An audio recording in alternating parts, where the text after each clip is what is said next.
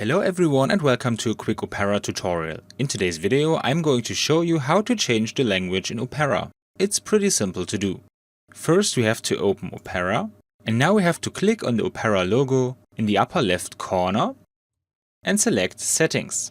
Alternatively we can also use the shortcut Alt-P here.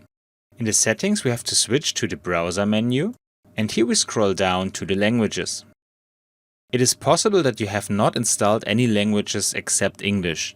Then you have to install the desired language under Add Languages. But in this example I will change the language to German and it is already installed.